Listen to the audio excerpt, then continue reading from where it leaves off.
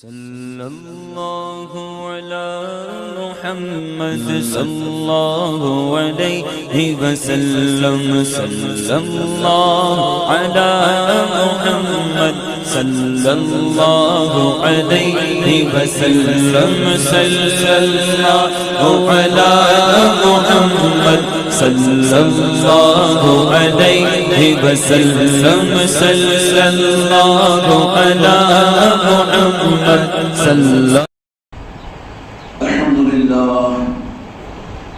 لله نحمده ونستعينه ونستغفره ونؤمن به ونتوكل عليه ونعوذ بالله من شرور انفسنا ومن سيئات اعمالنا من يهده الله فلا مضل له ومن يضلل فلا هادي له ونشهد ان لا اله الا الله وحده لا شريك له ونشهد أن سيدنا وسندنا ونبينا وكريمنا ومولانا محمدا بارك وسلم تسليما كثيرا كثيرا أما بعد فأعوذ بالله من الشيطان الرجيم بسم الله الرحمن الرحيم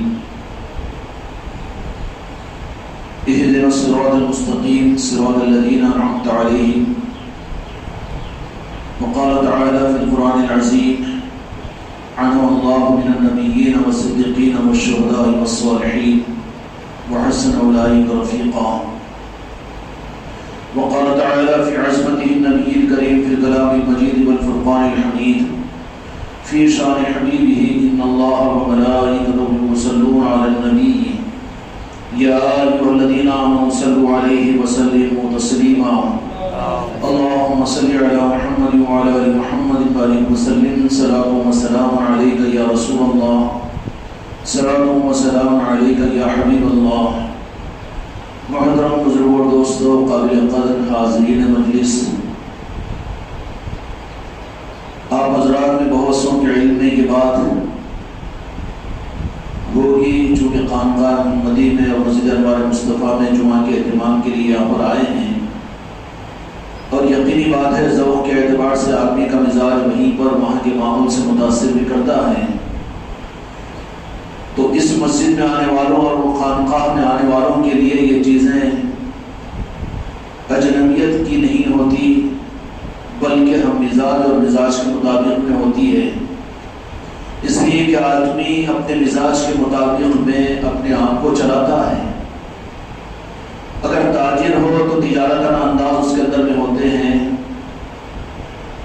اسی طریقے سے اگر ڈاکٹر ہو تو ڈاکٹری کا مزاج اس کے اندر میں ہوتا ہے، اگر طالب علم ہو تو طالب علموں کا مزاج اس کے اندر میں آتا ہے، زراعت اور کھیتی کرنے والا ہو تو کھیتی کا مزاج اس کے اندر میں آتا ہے، اور جو مزاج اس کے اندر میں ہوتا ہے اس کے اثرات، اس کا ذوق اس کا پتہ دیتا ہے کہ یہ تاجر ہے، یہ زراعت کرنے والا ہے، یہ ملازمت کرنے والا ہے۔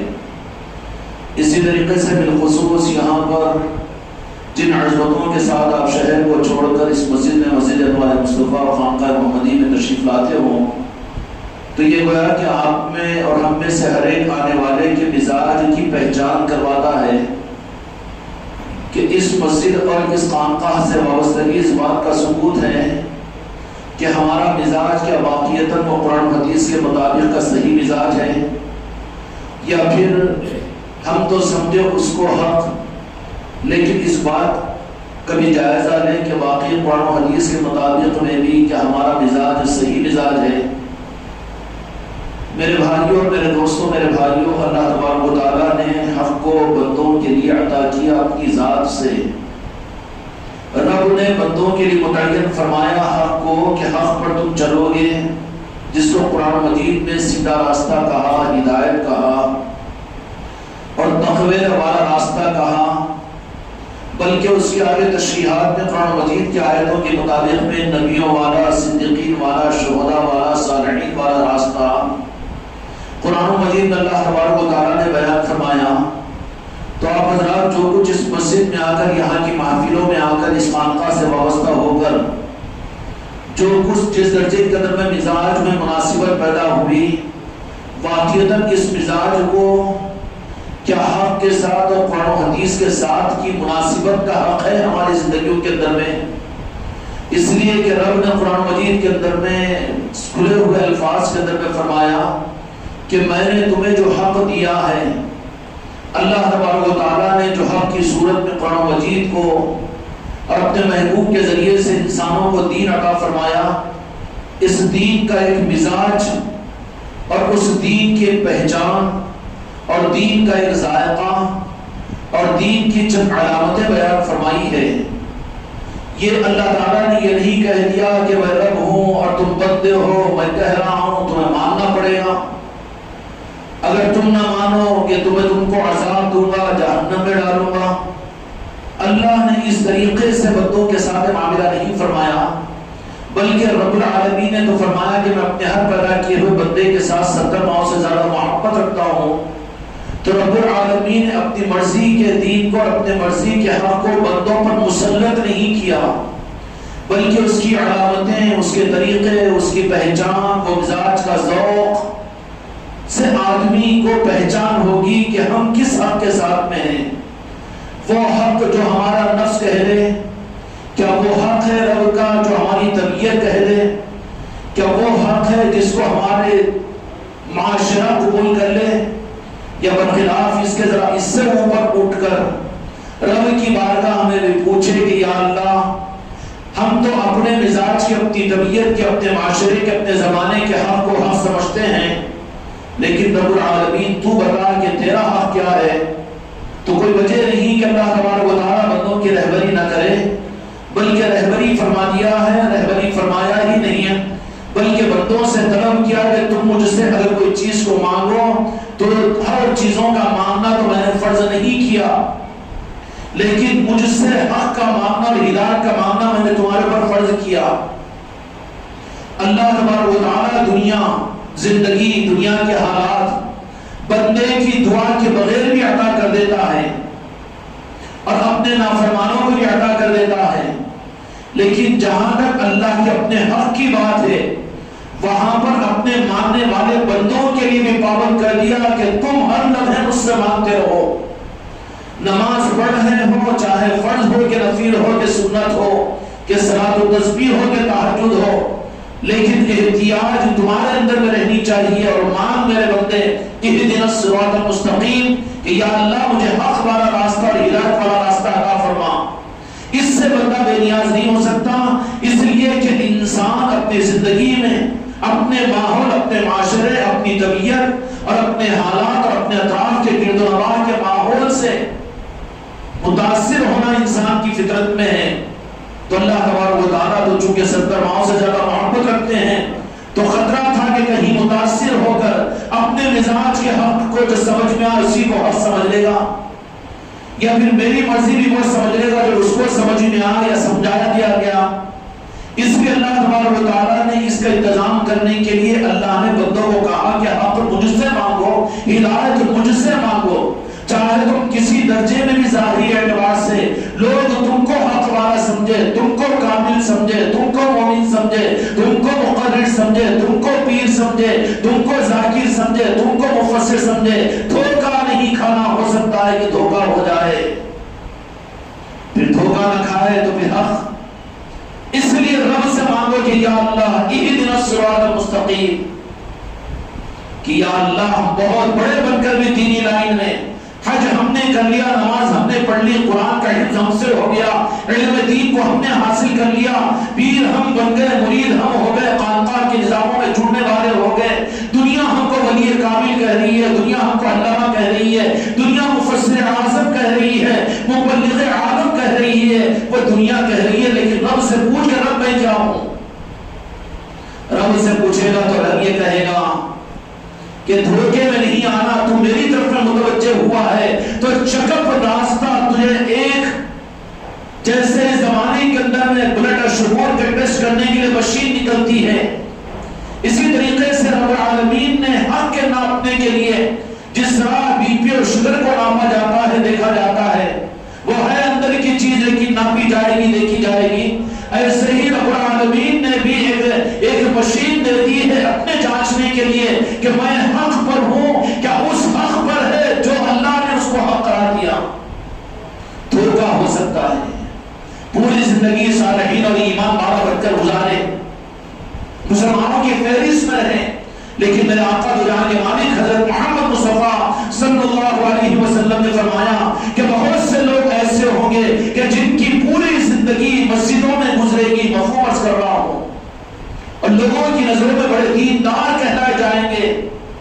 لیکن وقت آخر کسی وجہ سے خدا ناراض ہو کر ایسا ہوگا کہ وہ بس جنت کے دروازے پر پہنچے ہوں گے، رب العالمین فورن کو موڑ کر جہنم کے تہتے میں انگاروں کے حوالے کر دے گا۔ اسی لیے کہا کہ دعا مانگو ربنا لا تزغ قلوبنا بعد إذ هديتنا وهب لنا من لدنك رحمة، کہ یا اللہ اپنے اوپر ہم مطمئن نہیں ہو سکتے، ہم اپنا مزاج، اپنا علم، اپنا مشاہدہ، اپنا تجربہ، اپنی مسلک، اپنا جماعت، اپنا مزاج ہم رب پر مسلط نہیں کر سکتے کہ ہم جو سمجھ رہے ہیں وہی حق ہے۔ حق دو، جس کا حق ہے اس سے پوچھنا پڑے گا۔ یا اللہ کیا تو نے حق کی پہچان کے لیے کوئی ذریعہ بھی بنا دیا؟ رب یہ کہے گا کہ میں نے قرآن تمہیں دے دیا ہے، جس طریقے سے شوگر کا پرسنٹیج معلوم کرنا ہو تو ایک قطرہ خون نکالو، نکال کر پلیٹ پر ڈالو، آپ کے لیے لمٹ آ جائے گی۔ اسی طریقے سے حق کے معاملے میں اللہ کے سامنے بندہ جو بارگاہ خداوندی میں حاضر ہو، یا رب میں بندہ ہوں تو رب ہے، میں کسی اور سے طلب نہیں، میں تجھ سے پوچھتا ہوں اہدنا الصراط المستقیم، تو پھر رب فوراً اس اسکیل سامنے لا دے گا کہ یہ ڈینجر ہے اور یہ نارمل ہے، یا لو ہے یا ہائی ہے، دیکھ کر پہچان لے گا۔ اسی طریقے سے میرے دوستوں قرآن مجید کے اندر اللہ تبارک و تعالیٰ نے ہمارے روحانیت اور ہمارے حق کے لیے ایک مشین اور اسکیل قیامت تک کے لیے ہمارے ہاتھوں میں عطا فرما دی۔ اگر ہم اس پر اپنے کو ناپنے کے لیے تیار نہیں تو وہ ہماری بررسی بھی ہے۔ بعض پیشنٹ وہ ہوتے ہیں جو اپنا شوگر اور بی پی معلوم کرنا نہیں چاہتے، میں اچھا ہی ہو، اچھا ہو، نتیجہ کیا نکلتا ہے؟ ایسا خراب ہوتا ہے کہ پھر اچھا ہونے کی امید ختم ہو جاتی ہے۔ اس لیے اللہ تعالیٰ نے فرمایا کہ ہر نماز میں مجھ سے مانگو اہدنا الصراط المستقیم۔ اس کے بعد پھر اللہ یہ کہہ دیا کہ تم اپنے کو ناپنے کے لیے میں مشین تمہارے حوالے کرتا ہوں، کیا ہے؟ اہدنا الصراط المستقیم۔ لو اس کے لیے نارمل ہے اور یہ ہائی ہے، یہ نارمل ہے یا یہ ہائی ہے، نمبر دیکھ لینا پتہ چل جائے گا۔ رب العالمین نے فرما دیا کہ مجھ سے تم اگر ہدایت مانگتے ہو اہدنا الصراط المستقیم، تو رب نے کہہ دیا کہ نارمل اور اوور یا لو اس کا یہ اسکیل ہے، صراط الذین انعمت علیہم، کہ اگر تم کو حق کی پہچان کے لیے اگر میرے انبیاء پسند نہ آئے، ان کی محبت تمہیں پسند نہ آئے، اور ان کے پیچھے چلنے والے صدیقین اور صالحین اور شہداء اگر پسند نہ آئے، تو خدا کی قسم شوگر ہائی ہو جانا اتنا برا نہیں ہے، یا بی پی کا لو ہو جانا اتنا برا نہیں ہے، کڈنیوں کا فیل ہو جانا اتنا برا نہیں ہے، جتنا اس اسکیل پر صراط الذین انعمت علیہم ان کے پیچھے جو جن پر ہم نے انعام کا معاملہ کیا، یہ قرآن کا دیا ہوا ہے نا جی۔ ڈائیگرام کہتے ہیں وہ مشین کو، کیا مشین کہتے ہیں؟ بی پی اور شوگر کے مشین کہتے ہیں نا۔ دیکھ لو وہاں پر اپنے آپ کو، اپنے خون پر، اپنے عقیدے کو، سارے چیزوں سے اپنے کو دور کر کے، یا رب میں تیرا بندہ ہوں تو میرا رب ہے، ہدایت تیرے ہاتھ میں ہے، میں کسی اور کے سامنے کسی مسلک کے چشمے سے میں تجھے کیوں مناؤں، اور کوئی جماعت کے اپنے مزاج کے چشمے سے میں تجھے کیوں مناؤں، میں تجھے پر حق کو تھوپ نہیں سکتا، بلکہ تو بتا کہ مجھے حق کیا ہے۔ تو وہ رب یہ کہے گا کہ میں مشین دیتا ہوں، ناپ لینا، اہدنا الصراط المستقیم، تیار ہو گئے کہ مولا میں تیرا بندہ، یہ خون نکال کر آپ نے شوگر کی پلیٹ پر رکھ دیا۔ اب اس کے لائے گی انعمت علیہم غیر المغضوب علیہم ولا الضالین، کیا اسکیل پر آ جائے گی یہ ہائی ہے، یہ لو ہے، یہ نارمل ہے؟ مطلب کیا ہے کہ میں ان سے جن پر انعام کیا، جنہوں نے مجھے راضی کیا، تو ان کے راستے پر چلو، یہ نارمل رینج ہے، نارمل رینج ہے تو ٹھیک ہے، احتیاط کے ساتھ میں چلو، کوئی خطرہ نہیں ہے، لیکن بات وہاں پر ہائی اور لو ہو رہی ہے تو علاج ضروری ہے۔ نارمل اگر ہے تو اطمینان ہے کہ احتیاط سے چلو، پھر بھی بے دھڑک نہیں ہو سکتے، اس لیے کہ رب العالمین کی بارگاہ میں اگر کوئی چیز کھٹک جائے تو چاہے وہ تحیۃ الصلاۃ سے نکل کر شلاہی پر پہنچا ہو اور 7 کروڑ برس کے سجدے اور عبادت اس کے پاس میں ہو، لیکن نظر سے گر جائے گا، اس کا شوگر اور اس کا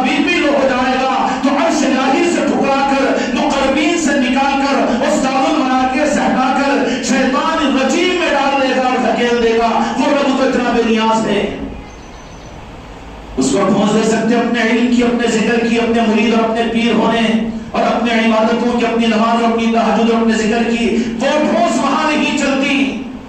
وہ تو بے نیاز ہے اللہ الصمد. پھر چلے گا کون؟ چلے گا وہ جو اپنے چپٹ کے سامنے چلے، چک کرتا ہوا چلے. اور چک کرنے کی اسکیل کیا ہے؟ چک کرنے کی اسکیل حق کا، وہ رب کا بنایا ہوا مشین چلے گا. اس زمانے کے موجودہ مشین نہیں چلیں گے. شوگر بی پی کا شوگر کے لیے جس کے لیے جو مشین بنایا ہو، بجائے اس کے آپ نے شوگر کو چیک کرنے کے لیے آپ ایکس رے کی مشین کے پاس میں جا کر خون لگا رہے، بیکار ہو جائے گا. ہوگا کہ نہیں ہوگا؟ آپ نے شوگر کی مشین کے اوپر اپنا بلڈ لگانے کے بجائے یورین نکال کر لگا رہے، بیکار ہو جائے گا. مشین بھی صحیح ہو، طریقہ بھی صحیح ہو، رب کا طریقہ ہو، مشین بھی رب کی ہو اور طریقہ بھی رب کا بتایا ہوا ہو. رب کہے گا اہدنا الصراط المستقیم، بندے مجھ سے مانگ حق کو کہ تو دھوکہ نہ کھائے. ہو سکتا ہے کہ دھوکہ کھا لے، دھوکہ ہو جائے گا. تیرے اندر میں عبادت کرتے ہوئے عجب و تکبر پیدا ہو جائے، میں تجھے ڈھکل دوں گا جہنم کی گہرائیوں میں. اگر اپنے کو باکمال سمجھنا شروع کر دے تو مردود ہو جائے گا، نظروں سے گر جائے گا. تو اپنے کو اگر عبادت گزار سمجھے گا، لوگ تجھے ولی کامل کہیں گے اور لوگ علامہ کہیں گے اور لوگ تیرے متقین ہو کر تیرے قدموں میں پڑیں گے اور قدم بوسیاں کریں گے. لیکن ہو سکتا ہے کہ تجھے جہنم کے نیچے کے گڑھے میں قرار ڈال دے گا. خطرات تو ہے. اس لیے سرکار حضور پیران پیر غوث اعظم نے بڑی عجیب بات فرمائی. خیر ان تفسیرات میں جانے کا موقع نہیں جو عرض کرنا چاہ رہا ہوں. اللہ تعالیٰ ہم کو سمجھ کی توفیق عطا فرمائے. نئے نظاموں سے، نئے باتوں سے سننے اور معلوم کرنے کی ضرورت نہیں ہے. دھوکہ تو وہیں پر ہو جاتا ہے کہ آدمی رب کو چھوڑ کر سب میں لگ جائے، اور سب لگنے میں اللہ تبارک و تعالیٰ کے علاوہ سب ہے. سب کی تو بات کو ہم قبول کریں لیکن رب کی بات کو قبول نہ کریں. یہ اتنا خطرناک تیرا فارمولا اور تیری رپورٹ ہے کہ تیرا بلڈ پریشر اور تیرا شوگر ہائی ہے یا ڈاؤن ہے. اب تیرے لیے تو ڈائلسس اور تیرے لیے تو معاملہ بڑا خطرناک ہے. اللہ اس بات کی فکر کی توفیق عطا فرمائے. کہا کہ ہاں حق مجھ سے ماں کی اہدنا الصراط المستقیم. ایسے ایگزامپل یہ ہے کہ آپ نے بلڈ کو ٹیسٹ کرنے کے لیے نکال کر رکھ دیا کہ رب میں تیرا بندہ ہوں. میں کسی مسلک کا بندہ نہیں، میں کسی جماعت کا بندہ نہیں، میں کسی پیر کا بندہ نہیں، کسی عالم کا بندہ نہیں. بندہ میں تیرا ہوں اور تو میرا رب ہے. اب میں تجھ سے مانگتا ہوں. رکھ دیا تو پھر اس پر رکھیں تو اللہ تبارک و تعالیٰ کیا کہے گا؟ اہدنا الصراط المستقیم صراط الذین انعمت علیہم. رپورٹ دیکھ لے، نارمل رینج بھی ہے، ہائی رینج بھی ہے. تو پہچان لے گا کہ نارمل ہے کہ ہائی ہے کہ لو ہے. دیکھ لینا، اس کے بعد اپنی رپورٹ لے لینا. تو مزاج اگر انعمت علیہم والوں سے اگر نہیں لگ رہا ہے تو یہ تو ہائی بلڈ پریشر یا ہائی شوگر والا مریض ہے کہ جو خود کو منوانے کے لیے تیار ہے. جن پر تو نے انعام کیا، انعام یافتہ بندے کون؟ انعم اللہ من النبیین والصدیقین والشہداء والصالحین. یا اللہ ہم ان سے محبت کیوں کریں، ان کے راستے پر کیوں چلے؟ ہم تو اپنے مسلک پر چلنا چاہتے ہیں، ہم تو 100 سال کے اپنے نظریے پر چلنا چاہتے ہیں، ہم تو اپنے پیری مریدی پر چلنا چاہتے ہیں. ہم کو کیا ضرورت ہے؟ ہم تو اپنے مزاج سے اپنے آپ کو چلائیں گے. جدھر اکثریت ہے ادھر چلیں گے، جدھر سر کی ٹوپیاں زیادہ ہے ادھر چلیں گے، جن کے پاس میں بڑی تقریریں ہیں ان کے پاس میں چلیں گے، جن کے پاس میں بڑی کتابیں ہیں ان کے پاس میں چلیں گے. رب کہے گا میرے پاس میں نہیں چلے گی، تو چل جہنم کا انتظار کر. خطرہ ہے کہ اگر توبہ نہیں کرے گا تو ایمان پر خاتمہ بھی نہیں ہو سکے گا. مسئلہ بڑا اندھوکناک ہے میرے بھائیوں. یہ ضرورت جیسے تمہاری ہے اس سے زیادہ میری بھی ہے. یہ جتنی زیادہ ضرورت مسجدوں میں نہ آنے والوں کی، ان سے زیادہ گناہگاروں سے زیادہ ہم مسجد کے صف میں آنے والے اور بیٹھنے والے اور خانقاہوں میں آنے والوں کو اپنا جائزہ لینے کی ضرورت ہے. انعمت علیہم کہ چلو ان کے پیچھے. کس نے کہا؟ یہ رب نے کہا میرے انعام یافتہ بندوں کے پیچھے چلو. اہدنا الصراط المستقیم صراط الذین انعمت علیہم. اور انعام یافتہ بندوں میں انعم اللہ من النبیین والصدیقین والشہداء والصالحین. وہاں انبیاء، شہداء، صدیقین اور صالحین ہیں. اب پتہ یہ چلا کہ کون سا وہ حق ہے کہ جس حق کو ہم حق کہہ سکتے ہیں حق کے ساتھ. بجائے لمبی تفصیل کے مختصر یہ ہے کہ حق وہی ہے جس پر 1500 سالہ امت، صحابہ کی محبت، اہل بیت کی محبت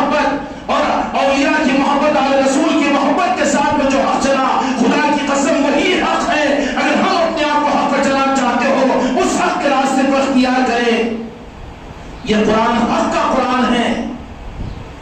آگے بڑھے کہ کیا کلمہ ہمارے آقا کا نہیں پڑھتے, اپنے آقا سے محبت نہیں. ہم بھی تو صبح شام 100 مرتبہ درود پاک پڑھتے ہیں, اور ہم بھی موقع مل جاتا ہے تو چولی کے عرس میں بھی جاتے ہیں, اجمیر شریف کو بھی ہم کھلے ہوئے نہیں. ولیمے میں جاتا ہے, کسی لیڈر کی میٹنگ میں جاتا ہے, کسی برادران وطن کی بچی کی شادی میں جاتا ہے تو بڑا اہتمام کے ساتھ میں جاتا ہے. لیکن اے شرمندہ منافق, تجھے کیا رول ہو گیا, تیرے دل کا سیاہ پن کہ میرے اولیاء کے آستانوں پر جاتا ہے تو شرمتے ہوئے جاتا ہے, چھپتے ہوئے جاتا ہے. تجھے یہ کیا منافقت ہے تیری؟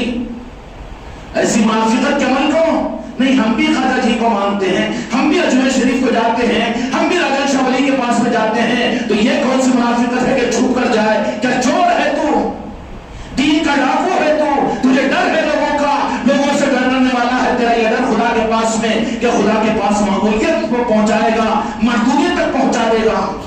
خالق کے معاملے میں مخلوق سے ڈرنا یہی تو کفر ہے. میرے بھائیوں, میرے دوستوں, حق کی پہچان عام اللہ من النبیین والصدیقین والشہداء والصالحین. تو اب یہ دیکھیں کہ وہ کون سا حق کا راستہ ہے جس پر 1500 سالہ امت جس حق کے مزاج, حق کی پہچان کے ساتھ میں اور حق کے لباس کے ساتھ میں رہی ہے امت میں. اگر کسی سے پوچھو تمہاری خانقاہ, تو وہ تو 15 سال بن کر ہوئے ہیں, تمہاری جماعت وہ تو 113 سال ہوئے ہیں, تمہارا مسلک 140 سال ہوئے ہیں, تمہارا دارالعلوم 180 سال ہوئے ہیں, سب تو ایندھن کے ہیں. لیکن جو نسبت تھی, جو صحابہ کی تھی, جو تابعین کی تھی, تبع تابعین کی تھی, اولیاء اور صالحین کی تھی, جو تھی آج بھی ہے اور قیامت تک رہے گی. پھر وہ حق کی پہچان کیا ہے قرآن پاک کے مطابق میں؟ حق کی پہچان یہ ہے کہ صرف میرے آقا پر ایمان لانا حق کی پہچان نہیں ہے. کیوں کہ اپنے وقت تو ظاہر مسلمان بن کر منافق بھی جہنم میں پہنچے. تو پھر ہمارا اسلام, ہماری نماز ہم کو جہنم سے بچائے کیا گارنٹی ہے؟ منافقین نماز نہیں پڑھتے تھے, ان کے پاس میں علم نہیں تھا, ان کے پاس قرآن کی تلاوت نہیں تھی, ان کے پاس میں قراءت قرآن نہیں تھی, بلکہ حدیث میں میرے آقا نے فرمایا, حضرت عمر صلی اللہ عنہ روایت کرنے والے ہیں کہ منافقین کی نمازیں ان کے کاندھوں کو جھکا کر ان کے خضوع کو دیکھتے تو ہم کو اپنی نمازیں ہلکی معلوم ہوتی تھی.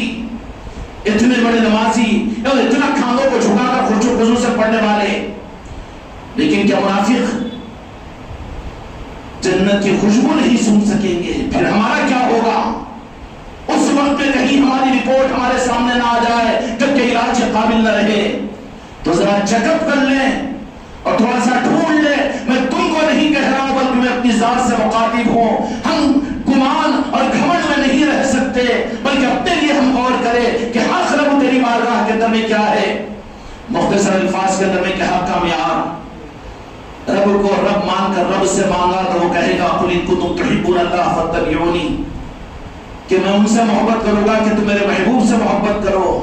چلو چوکھٹ بدل گئی ہے, جانا پڑے گا تمہیں میرے محبوب کی. قرآن کا قانون ہے میرے آقا کے ساتھ ہے محبت. یہ کوئی صوفیہ اکرام کا یا مشائقین کا یا خانقاہ محمدی کا پیغام نہیں ہے بلکہ ہر اسلام کا, قرآن کی ہدایت کا پیغام ہے یہ. قل ان کنتم تحبون اللہ فاتبعونی ویحببکم اللہ, کہ تم اگر میری محبت چاہتے ہو قرآن پاک کی آیت کے مطابق میں کہ میرے محبوب سے محبت, کہ کیا ہے کہ میری محبت کے لیے میرے محبوب کی چوکھٹ کے تم پاس پہنچو, وہاں ملے گی میری محبت. ورنہ میری طرف میں میری محبت تم کو نہیں دوں گا. میری محبت تقسیم ہوتی ہے میرے محبوب کے نعرہ پاک سے. میری محبت تقسیم ہوگی, تم کو بھیک اور خیرات ملے گی تو میرے محبوب کی چوکھٹ پر میں نے ان کو بنا دیا ہے. ان سے لیجیے اپنے ایمان کو, اب وہ میری طرف میں مت آؤ. اب تو جہاں کے مالک کی بارگاہ کے اندر میں پہنچے مدینے پاک میں, یا رسول اللہ ہم تو کلمہ پڑھنے والے ہیں لیکن آپ کی محبت کی بھیک ہم مانگتے ہیں. رب نے اس لیے فرمایا کہ تمہاری محبت میں اللہ کی محبت ہے. تو میرے آقا یہ فرما رہے کہ میرا کلمہ پڑھنے والے, صلاۃ و سلام پڑھنے والے, روزانہ 200 مرتبہ درود پاک پڑھنے والے, یا رسول اللہ کہتے آنکھوں پر ہاتھوں کو لگانے والے, میں میری محبت دے دوں گا؟ نہیں.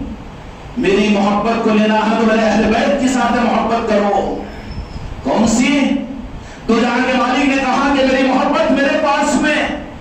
منافق بھی تو میری محبت کا دعویٰ کرتے تھے لیکن ان کے دل میں بغض اہل بیت تھا,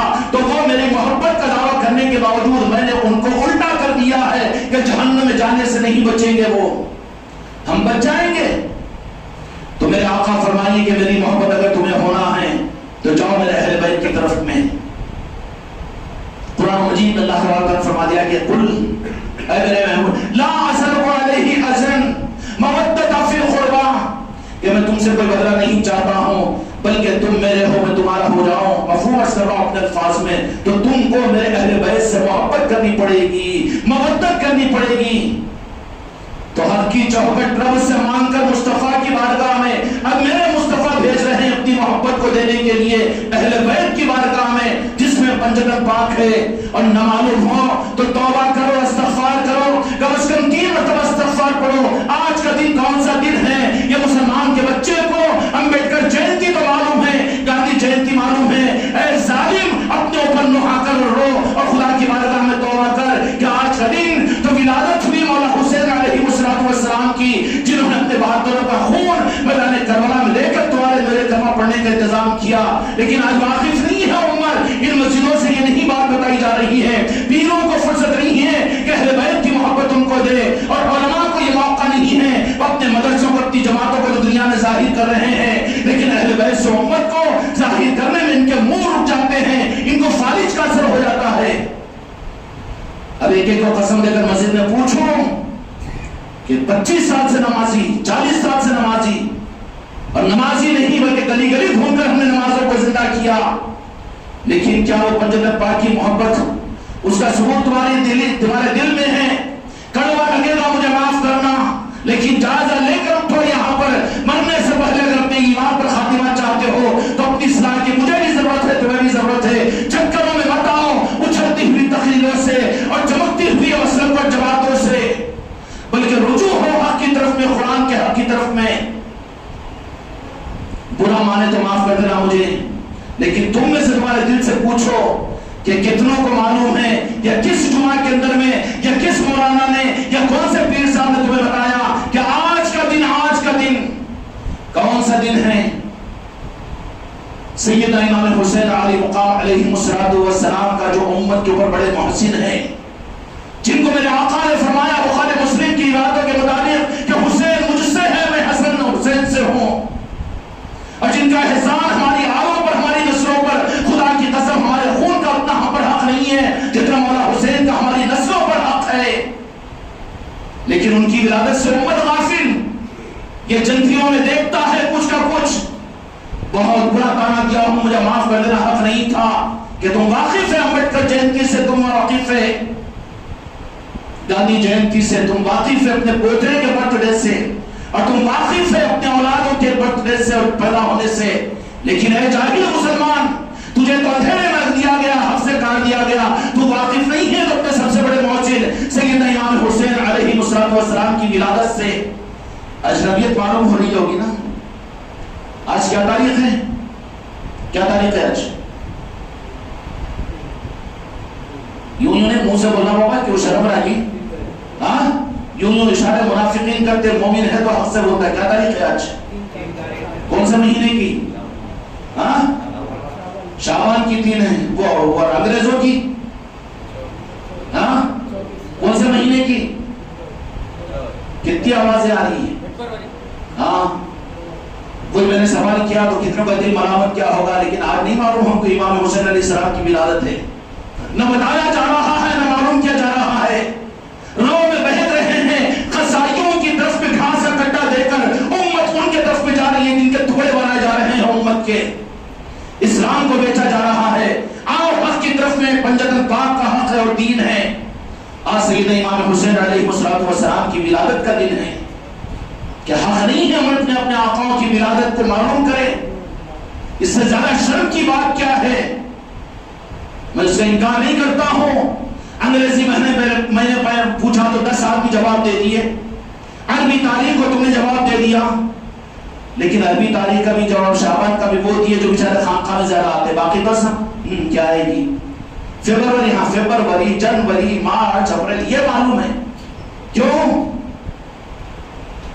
میرے بھائیوں اور میرے دوستوں، یہ ہمارے دامن کے داغ ہیں، اپنے رخ کو صحیح کرو ورنہ موت کے بعد میں یہ چیزیں کام نہیں آئے گی، رسوا ہونا پڑے گا۔ کیوں کہ مالی تو ان کو بنایا ہے رب نے، جنت کس کی ہے؟ وہ امام حسن و حسین کی ہے. ان کی عداوت کے ساتھ میں کون وہاں جائے گا؟ جو ان سے محبت کرے گا وہی جنت میں جائے گا. عرض کر دوں تمہاری نماز، تمہارا روزہ، تمہاری زکات اور جنت اہل بیت کی محبت کے بغیر تمہاری نمازیں تم کو جنت میں نہیں پہنچا سکتی. دھوکہ نہیں کھانا. تمہارا ذکر تم کو نہیں پہنچا سکے گا. دھوکہ نہیں کھانا. دلائل میرے پاس میں ہیں. اس لیے محبت اہل بیت یہ عقیدے میں ضروری ہے. اور محبت کا مطلب کہ ولادت سے بھی واقف نہیں، شہادت سے بھی واقف نہیں. اور جو ولادت اور شہادت کرے طرفہ تماشا یہ کئی کو نئی چیز ہے. ارے نیا تو پیدا ہوا، تیرا جماعت، تیرا مسلک نیا پیدا ہوا. یہ تو میرے دو جہاں کے مالک کے گودوں میں پلے ہوئے شہزادے ہیں امام حسین علیہ السلام. تو قدر نہیں کرے گا تو جن کو تو گرائی ہوئی نگاہوں سے دیکھتا ہے، چورے اور چمارے آج ان کی قدر کر رہے ہیں. ان سے پوچھو کہ امام حسین اور حسن کون ہیں، وہ کہتے کہ حسن اور حسین. لیکن مسلمان کے بچے کو دور کر دیا گیا، نشہ دے دی گئی. یہ تو متکبر فرعون بنا ہوا ہے. میں نمازی، میں بیان کرنے والا، میں مسلک والا، میں عالم، میں حافظ. ارے نخوت ہے تیری، کر توبہ اور حق کی طرف میں پلٹ. تو پنجتن پاک کی محبت بھی عقیدے میں داخل ہونا ضروری ہے. سمجھ میں آئی؟ قل لا اسألكم اجری علیہ اجری الا مودۃ فی القربى، کہ میرے اہل بیت کے ساتھ محبت کا اظہار کرو. چھپ چھپ کر نہیں. مودت کا مطلب ظاہر کرنے کو کہتے ہیں. گھر پر سارے فنکشن تو کرتا ہے لیکن تجھے نصیب نہیں ہوتا. امام حسین علیہ السلام کی ولادت کی خوشی میں اگر اپنے ایمان کی خیر منانا ہو تو جمعہ کے بعد جا، ایک آدھا کلو انگور لے، دو انگور لے بانٹ. لوگ کہیں گے کہ انگور کیوں کھلا رہے، تو کہے کہ آج سیدنا امام حسین علیہ السلام کی ولادت کا دن ہے. جو کر سکتے ہیں کرو، یہ محبت کا اظہار ہوگا. اور وہ سادات اکرام سید مولانا حسین علیہ السلام کسی کا ان کی محبت میں کیا ہوا قرض خدا کی قسم اپنے اوپر باقی نہیں رہیں گے. اور فرماتے ہیں کہ ہماری محبت میں امت کوئی کرے گی تو قیامت کے میدان محشر میں ہم اپنے نانا جان سے اس کی شفاعت کا بدلہ کروا دیں گے. ہونا کہ نہیں شفاعت؟ عمل سے جائے گا جنت میں، اٹک جائے گا وہیں پر. چوہا جیسے کھٹکے میں اٹکتا ہے نا، آج کل وہ آیا نا پیادا، جب کھٹکا نہیں ہے وہ اٹک جاتا ہے. وہ چاہتا ہے کہ میں نکل رہا ہوں، کہاں نکلتا، جتنا نکلنے کی کوشش کرا اتنا پھنستے جاتا ہے. پیار رہتا ہے نا. وہ ایسے پیار بن گئے ہیں دنیا کے اندر میں. کوئی مریدی کی صورت میں، کوئی مسلک اور جماعت کی صورت میں، اور کوئی کسی صورت میں، کوئی اپنے مشاہدے اور کوئی اپنے تکبر، کوئی اپنے علم، کوئی اپنی نماز، کوئی اپنے روزے، کوئی اپنی تلاوت میں، کوئی اپنے ذکر میں. اللہ ان تکبروں سے میری اور آپ کی زندگی کی حفاظت فرمائے. تو ہر کی چوکھٹ اور ٹیسٹنگ مشین کے اندر فرمایا کہ اہل بیت، یہ تو سمجھ میں آ گیا نا، ختم نا. اہل بیت کی محبت کا دکھائے. ہم کو معلوم ہے نا پنجتن پاک سے محبت کرتے ہیں. میں کیسے الزام لگاؤں کہ کوئی مومن بن ہی نہیں سکتا جب تک کہ پنجتن پاک کی محبت اس کے دل میں نہ ہو. مومن نہیں بن سکتا وہ، اس لیے کہ قرآن کا حکم ہے کہ مودۃ فی القربى، کہ اہل بیت کے ساتھ محبت کرو. وہ مسلمان ہو ہی نہیں سکتا جو اہل بیت کے ساتھ محبت نہ کرے. اہل بیت اور پنجتن پاک میں کون ہیں؟ سید کائنات سیدہ فاطمہ الزہرا سلام اللہ علیہ، امام حسن علیہ السلام، امام حسین علیہ السلام، اور پھر مولا علی مشکل کشا علیہ السلام، اور تو جہاں کے مالک میرے آقا محمد رسول اللہ صلی اللہ علیہ وسلم.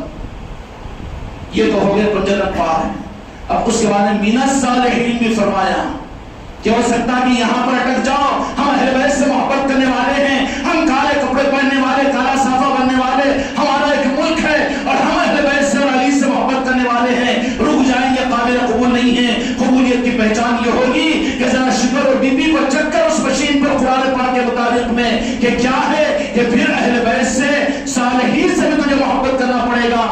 کیوں؟ اہل بیت اپنے وقت پر ختم ہو جائے، اپنے وقت کے اوپر پردہ ہو جائیں گے. بھئی آج مولانا حسین علیہ السلام اور پنجتن پاک ظاہری طور پر اگر کوئی چاہے کہ وہاں پہنچے یا ان کو دیکھے، یہ ہر ایک کے بس کی بات نہیں. دکھتے ہیں وہ جس کو چاہتے ہیں، پردے میں ہیں، چھپے ہوئے نہیں ہیں. خدا نے ان کو رکھا ہے، حضرت خضر علیہ السلام کو رکھا ہے. ارے تمہاری نظروں کو جو نہ دکھے وہ کیسے مانے؟ جن کو مانتا کہ نہیں مانتا، روح کو مانتا کہ نہیں مانتا. ارے شیطان کے بچے، شیطان کو تو مانتا ہے تو دیکھ نہیں سکا، دیکھے بغیر شیطان کو مانتا ہے. تو پھر اللہ نے جن اولیاء کو، جن بزرگوں کو، غوث و خواجہ کو، پنجتن پاک کو، جن کو اللہ تعالیٰ نے موقع عطا فرما دیا ہے، اختیار دے دیا ہے، وہ جن کو چاہتے ہیں دکھتے ہیں. خدا کی قسم مولا حسن بھی زندہ ہے، مولا حسین بھی زندہ ہے.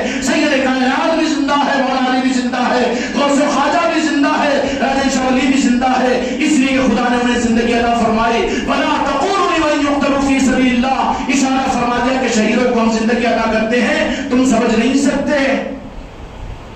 اب یہ تو ڈاکو کہتا ہے کہ مر گئے قبروں میں مل گئے. تو نہیں ملتا قبر میں ملتا تو عالم برزخ کا عذاب کا کیا مطلب ہے؟ خدا بھی پوجا کرے گا تیرے مردے کو لے کر. تو مردہ ہے جو یہ کہتا ہے تو الٹا پڑھایا گیا. انسان کو اللہ تبارک و تعالیٰ نے مرنے کے لیے پیدا نہیں کیا, وہ منتقل ہوتا ہے. پھر سوال و جواب کس سے ہوگا؟ مردے سے. زندہ کیا جائے گا قبر میں. جب ایک گناہگار کو قبر میں زندہ کیا جائے گا تو اللہ کے نیک بندوں کو مار دے گا؟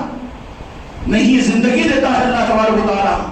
تو صالحین کی محبت بھی, اولیاء کی محبت بھی ضروری ہے. تمہارا میرا امتحان سرزمین اہل ہوا کے لوگوں کے لیے آج تمہارے ایمان کے پیمانے کا پہچان ہے, اور تمہارے شوگر اور بی پی کی رپورٹ آج تمہیں مل جائے گی. تمہارے سرزمین اہل ہوا پر تمہارے باپ دادا بانٹ کے ہیں. پتا نہیں کہ سرزمین ہندوستان کے اوپر تمہارے باپ دادا آبا و اجداد کون سی مندروں میں گھنٹے بجانے والے تھے اور کہاں پر ماتھوں کو ٹیکنے والے تھے, لیکن جنہوں نے اپنے آپ کے وطن کی قربانی دے کر بغداد اور سمرقند کی سیر کرتے ہوئے 383 سال پہلے تھے تمہارے باپ دادا میرے, کہ زبان سے شرط نہیں آتی, تھا تیرا مدرسہ, تھا تیری تبلیغ, کیا تھا تیری پیری مریدی, لیکن اسلام و ایمان دینے والی ذات راجہ شاہ ولی کی ہے. آج ان کا اس سے شریک شروع ہو رہا ہے, اور انشاءاللہ مغرب کی نماز کے بعد میں یہ موقع سرکار راجہ شاہ ولی ہم کو خانقاہ محمدی والوں کو عطا کرتے ہیں کہ فقرائی لنگر وہاں پر خانقاہ کی جانب سے ہوگا. آپ مہمان ہیں, ہم تم کو دعوت دیتے ہیں کہ مغرب کی نماز کے بعد راجہ شاہ ولی کے آستانے پر آئیے. وہاں پر فقرائی صدقے کے بعد میں لنگر کا نظم خانقاہ کی طرف سے ہوگا. آپ حضرات بہت کھائے ہوں گے باورچی ہوٹل میں, بہت کھائے ہوں گے پیراڈائز ہوٹل میں, لیکن کبھی اولیاء کی چوکھٹ پر فقیروں کی طرح سے بیٹھ کر کھانے میں جمہوریت میں سے نہیں مانے جاتے. کہا نہیں جاتا تو ہاں, جب پوجا ہوتی ہے وہاں جانے کو تجھے کوئی روکتا نہیں. معلوم ہے کہ سود سے لے کر ولیمہ کر رہا ہے, معلوم ہونے کے باوجود رومال اڑ کر جا کے وہاں پر کھاتا ہے, لیکن تجھے نصیب نہیں ہوتا. تیرا بلڈ گروپ کہاں ہے, تیرے شوگر اور بی پی کا ٹیسٹ کروا تو کہ اولیاء کی چوکھٹوں پر جانے سے بھی ڈرتا ہے اور وہاں پر کرما کے تبرکات کو کھانے سے بھی ڈرتا ہے. آج مغرب کی نماز کے بعد انشاءاللہ وہاں پر ہوگا. آپ حضرات وہاں پر کوئی آپ کو یہ بولنے والا نہیں کہ آپ کیوں آئے, ہے بولنے والا کوئی؟ آئیے مغرب کی نماز کے بعد انشاءاللہ وہاں پر لنگر اٹھے گا خانقاہ محمدی کی جانب سے. ان کا کرم ہے کہ موقع دیا جائے گا. اور پھر آنے والی جمعرات کو, یعنی آج سے 6 دن کے بعد جو جمعرات ہوگی, اس دن انشاءاللہ سیدنا سراج الدین اولیاء راجہ شاہ ولی باغ سوار رحمۃ اللہ علیہ کی نسبت کے عرس کی محفل اس خانقاہ میں ہوگی. مغرب کی نماز کے بعد انشاءاللہ محفل ہوگی, اور عشاء کی نماز کے بعد لنگر عام ہوگا. اور یہ لنگر کے ہونے کے بعد انشاءاللہ یہاں سے چادر عقیدت کی وہاں پر آستانے سراج الدین اولیاء کی بارگاہ میں پیش کی جائے گی. سب کچھ کر کر دیکھا, پوری دنیا گھوم کر دیکھا. آئی ایم سینئر موسٹ, زیادہ ہوشیاری مت کرو, کچھ بندے ہو تو ہمارے سامنے, زیادہ حماقت نہیں کرنا. تمہارے باپ داداؤں کو کلمہ سکھانے والا جو گھر ہے اس گھر کے سامنے بولنا شروع کر دے کہ پہلے تو وہ بولتے تھے, یہ بولتے ہیں. ارے پیتل کو دیکھ کر سونا سمجھ رہے تھے, آج پیتل کے برتن تو پھٹک کے جا رہے ہیں. کہتی کون سی جماعت اور کون سے مرکز والے کہ شورا والے, ارے پیتل کے برتن تھے جس کو دیکھ کر ہم نے سونے کے نظام کو قبول کیا ہے. ہم تم کو دعوت دیتے ہیں کہ جڑو حق سے, قرآن سے اور حدیث سے, پنجتن پاک سے, صالحین اور اولیاء سے. ہم تو اپنا کام پورا کر رہے ہیں, مانے نہ مانے اس کو مسلک اور جماعتوں سے ہمیں کوئی مطلب نہیں ہے.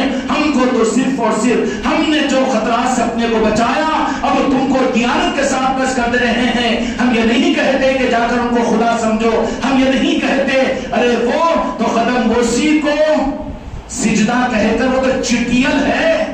قدم بوسی یہ تو احادیث سے ثابت ہے. بخاری شریف میں الادب المفرد کے اندر میں 33 احادیث ہے کہ صحابہ کرام نے میرے آقا کے دو جہاں کے مالک کے قدموں کی قدم بوسی کی. نہیں سجدہ کر, سجدہ قدم بوسی تھا تو سجدہ کیسا نہیں دکھتا. اب وہ جب سجدہ کرتا نا, جب فرض نماز کرتا ہے کارر پکڑ کے اٹھانا سو, کیوں میں سجدہ سمجھ رہا ہوں امام کے تم خطبوں میں سجدہ کر دے, جمتا ہی طریقہ نہیں معلوم, دھوکہ مت دے امت کو. قدم بوسی جائز ہے, سجدہ خدا کی قسم حرام ہے. ہم تو نبیوں کے لیے سجدہ جائز نہیں سمجھتے, تو ہم کو کیا درس دیتا ہے توحید کا. لیکن قدم بوسی کو سجدہ کہہ کر امت کو دھوکہ مت دے. قدم بوسی الگ ہے.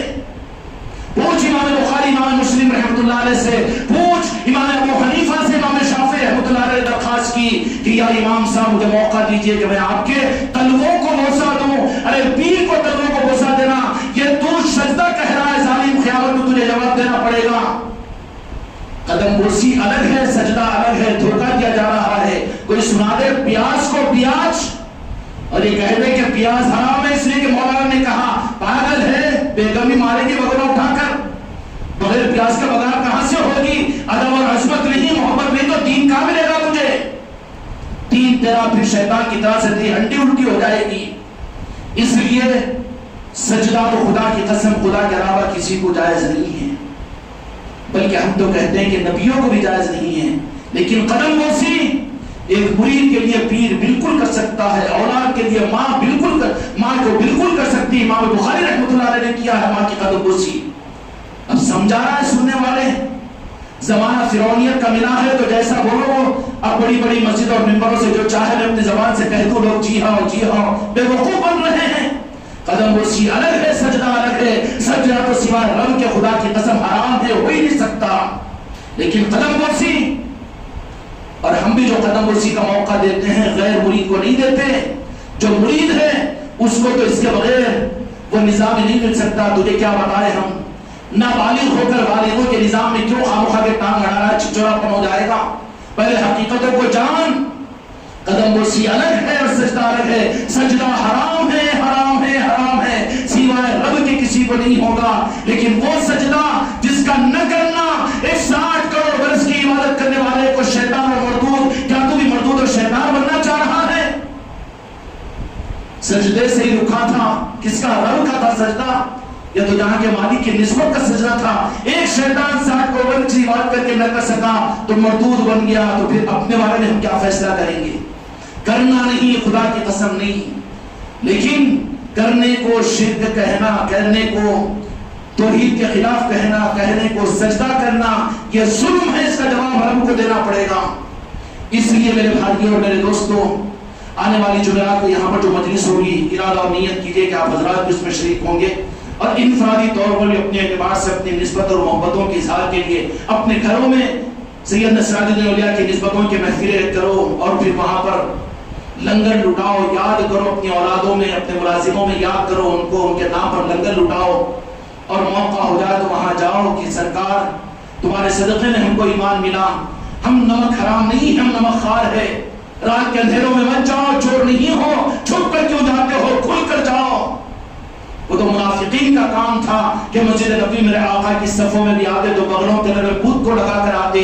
تو اللہ نے کہا کہ رفع دین کرو, بت پٹ پٹ پٹ پٹ گرے. ہم بھی اولیاء کے پاس جاتے نا جی, ہم بھی اکبر شریف کو جاتے, ہم بھی راجہ شاہ ولی, پھر چھپ کر کیوں جا رہا ہے, یہ بتوں کو چھپا کیوں رہا ہے؟ اس لیے ان بتوں کو گرانے کے لیے اللہ اعلان, جاؤ اولیاء کے آستانوں پر. غیر اللہ کے پاس میں نہیں جا رہے ہو, اہل اللہ کے پاس جا رہے ہو. اللہ ناراض نہیں ہوتا, اللہ راضی ہوتا, خوش ہوتا ہے. اللہ تعالیٰ مجھ کو آپ ان اولیاء کے قدردانوں کے در میں شامل فرمائے. بحق لا الہ الا اللہ.